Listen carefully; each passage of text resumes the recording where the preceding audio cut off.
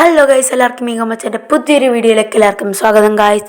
അപ്പം ഞാൻ നിങ്ങൾക്ക് കാണിച്ചു തരാൻ വന്നിരിക്കുന്നത് ഒരു എമറാൾഡ് കൊണ്ട് അൺലിമിറ്റഡ് എമറാൾഡ്സ് ഉണ്ടാക്കുന്ന ഒരു വഴിയെ പറ്റിയാണ്.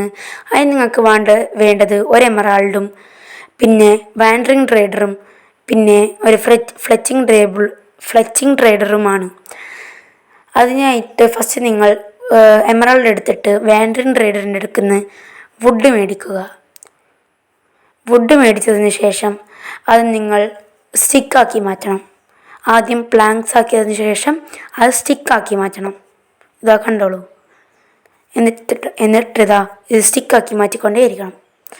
സ്റ്റിക്കാക്കിയതിന് ശേഷം നിങ്ങളത് നമ്മുടെ ഫ്ലെച്ചിങ് ടേബിളിൻ്റെ അടുക്ക ട്രേഡ് ചെയ്ത് കഴിഞ്ഞാൽ നിങ്ങൾക്ക് 1 അല്ല 2 എമറാൾഡ്സ് കിട്ടും.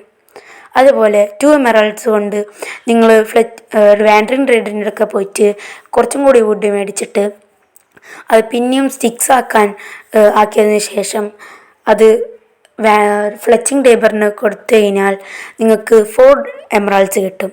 ഇങ്ങനെ നിങ്ങൾ ട്രൈ ചെയ്തുകൊണ്ടേയിരുന്നാൽ 4, 8, 16, 32, 1 സ്റ്റാക്ക്, 2 സ്റ്റാക്ക് അങ്ങനെ പോയിക്കൊണ്ടേയിരിക്കും.